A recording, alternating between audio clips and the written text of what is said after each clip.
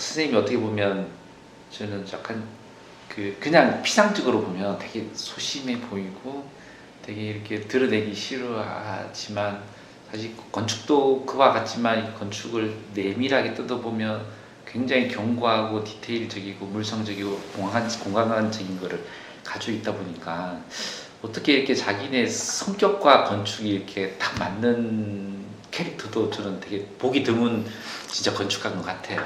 그러다 보니 이게 본인의 어떤 성격과 뭐 이런 거 소양이나 이런 것들이 건축을 택하게 된 이유가 있는 거예요. 건축을 왜 택했냐? 그 특별한 이유가 없어요. 그 이유 없이 촌에서 태어나서 서울 와서 이렇게 지내다가 그 우리 담임 선생님이 건축가 간다 그랬더니 넌 갈 수가 가면 안 된대.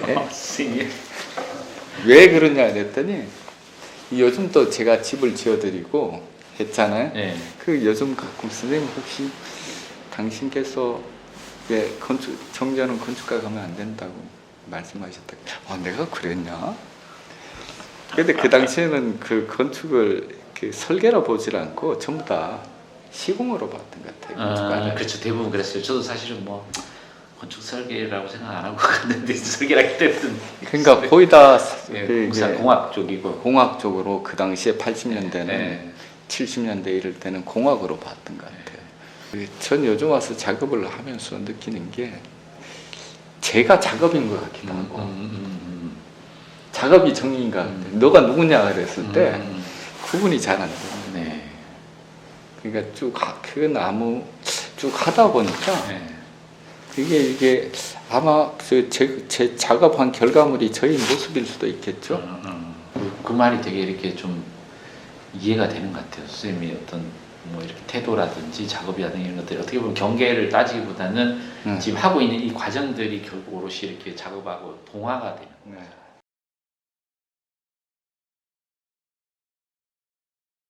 저희 사무실은 사실은 특별한 경우가 저에 대해서 요즘은 다 이렇게 서치를 하고 알고 있는 거죠. 다 저보다 더 많이 알 정도로 알고 다른 걸 좀 특별한 걸 좀 해달라는 왜 우리는 이런 거 안 해주냐고 왜 여기는 구멍을 안 뚫어 주냐고 뭐 이렇게 뭐 창문을 안 내주냐고 이런 얘기까지 해요. 그러면 어떻게 대응을 하시겠어요? 그러면 이제 내가 아니 조건이 다르고 당신이 옛날 거 그대로 쓰면 좋겠냐고. 그러니까 그 방법은 솔직하게 이야기하는 거죠. 내 마음에 있는 상태에서 그 느낌대로 이렇게. 현적으로 이렇게 작업한 게 이렇게 이런 것이라고 말씀하시는데 작업의 특성이 아마 그게 제가 가지고 있는 마음일 수도 있겠죠. 사실 자연스럽게 이제 집에 대한 얘기로 건너갈 것 같은데요. 저는 어떻게 보면 지금 제 알고 있는 되게 친한 그 기자도 제가 그런 얘기를 들었고 자기가 집을 의뢰하면 꼭 정재현 선생님인데 의뢰를 하고 싶다고 그러시더라고요.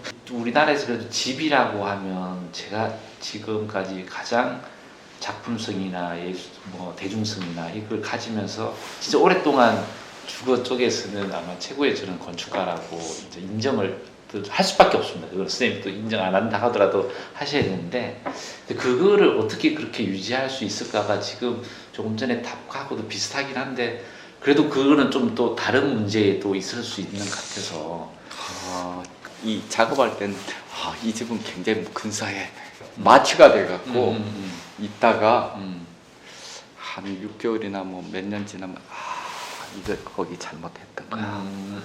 디자인은 그 누구는 다 괜찮다 그러지만 자기 본인 스스로의 어떤 그런 것들을 어제 작업했던 거가 오늘의 스승인 것 같아요. 이게 항상 이렇게 업데이트하는 거. 그래서 그걸 이렇게 보고 오면 저기 물길이 이렇게 있어. 그럼 저게 왜 잘못됐지? 이 사람도 이렇게 쓰고 있어. 저게 왜 잘못됐을까? 그 항상 그다음 업데이트를 하죠.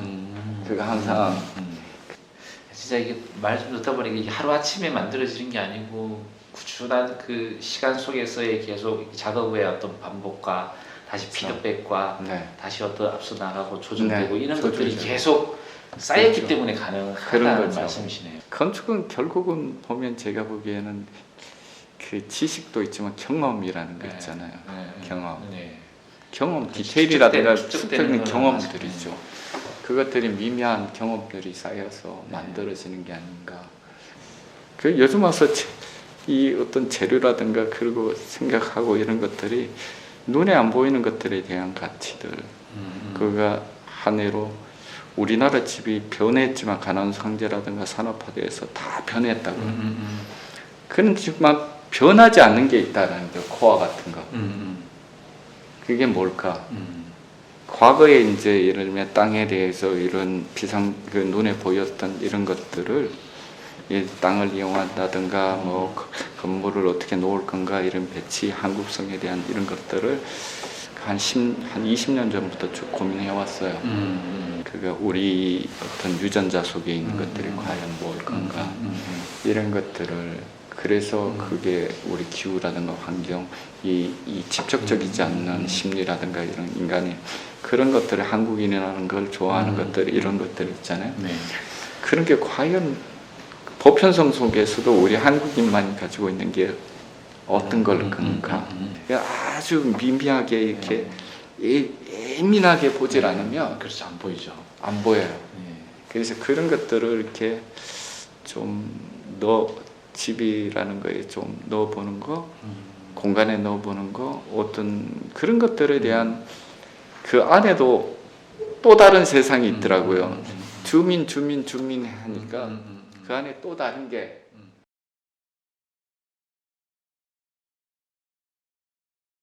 주거를 봤을 때에 이게 이렇게 뭔가 이렇게 뭔게 한 10개명 정도는 이렇게 만드시고 계실 것 같다는 생각이 들어요. 저 변하지 않는 거, 변하는 거, 재료에 대한 거, 뭐 이런 것들이 쭉 있는데, 그래서 앞으로는 어떤 것들을 더 이렇게 집에서 이렇게 20년 하셨으니까 앞으로 또 20년을 내다보는 어떤 마스터 플랜 같은 것도 있을 수도 있을 것 같고. 이게 최근에 얼마 전에 제프리 파워 건축을 보고 왔어요. 네.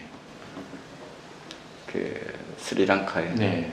이게 제프리 바하 건물 보니까 내가 가장 크게 느꼈던 건 바하에서 이게 우리 너무 서구 중심적으로 교육을 받았구나. 거기에서 가장 가치라는 게 어떤 서구의 어떤 모더니즘에서 나오는 어떤 그 산업화에서 만들어지는 것들하고는 거리감이 있더라고요. 그러니까 분명히 현대 건축원을 쓰는데도 불구하고 거기에 어떤 그 사람들의 고유의 정서라든가 이런 것들이 있고 거기에 제일 중요시 여겼던 게 자연이 있더라고요. 그래서 제가 요즘 그 가끔 느끼는 거가 제가 아무리 좋은 건축을 하더라도 나무 한 그루보다 못할 거라. 제대로 심어놓은 나무 한 그루보다 그런 생각이 확 들더라고요. 얼마 전에 5월 15일 스승의 날에 우리 선생님 집에 내가 22년 전에 지었던 집을 뭐 몇 년 만에 갔다 왔는데 보고 나서 제가 이렇게 쭉 설계하고 이랬던 것들이 삶 속에서 다 사라지고 그 전체가 풍경하고 이렇게 섞여갖고 조탁이 돼서 그게 하나의 풍경으로 읽히더라고요. 집이 전체로. 그럼 과연 거기에서 건축가가 뭘 해야 될 건가? 그래서 전 20년 전 이전에 했던 걸 보고 나서 무심코 심었던 나무들이 굉장히 중요한 역할을 하고 이게 20년이 되면 어마어마하거든요. 그렇죠. 이게 분기부터 해서 뭐 그 가지까지. 네. 그래서 무심코 했던 이런 것들이 굉장히 중요했고 얼마 전에 호수대학을 갔어요. 강연한다고 가서 내가 25년 전에 지었던 건물 3개가 있는데 그걸 보고 나서 느낀 것들이 그 당시엔 전 건물에 타일 붙이고 뭐 이렇게 그 건축가의 의도대로 안 해갖고 굉장히 마음을 상해했어요. 네. 가서 밤에 가서 부숴버리고 싶은 그럴 어떤 어린 마음의 상처를 너무 받았는데 지금 가서 보니까 그게 중요치가 않았던 거예요. 거기서 전체적으로 하나로 이렇게 풍경 속에서 이렇게 해서 나무가 자라고 이게 이렇게 어려워져서 해서 그 건축이 드러나질 않더라고요. 그래서 워낙 나무 수목이 좋아서 그래서 그걸 건축의 그런 것들을 다 흡수해 버리는 거예요. 흡음재처럼 다 아우르고 있는 거예요. 이렇게 나이 들어서 이렇게 느끼는 건 이렇게 좀 약간의 서정성, 이게 뭐 이렇게 세월이 흘러서 편안해 보이는 그런 풍경들, 이런 것들에 대한 어떤 것들을 보면서 여기에서 건축에서 뭘 해야 되는가, 좀 존재감 없이 하나로 풍경으로 합일됐으면 좋겠다, 이런 생각을 많이 하고 있죠.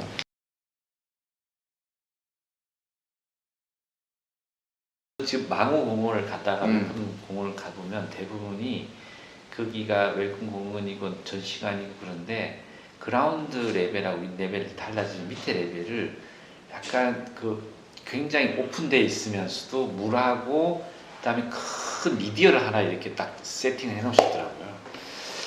그게 되게 이렇게 좀 인상 깊더라고요.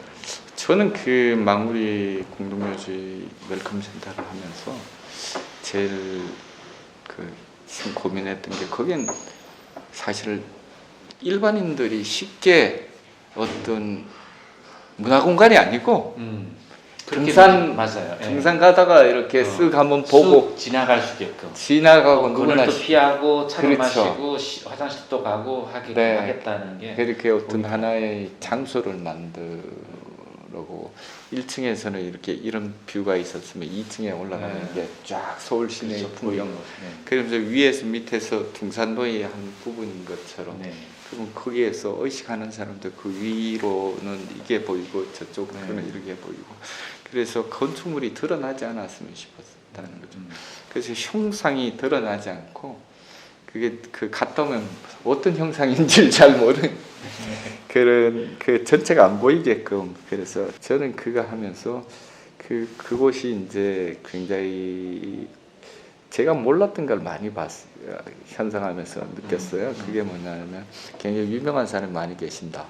자연이 엄청 좋다. 그 공동묘지가 제목이 망우리 공동묘지가 아니고 망우라는 단어가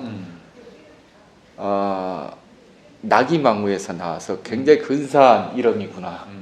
그리고 풍경도 우린 서울은 항상 남쪽에서만 보잖아요.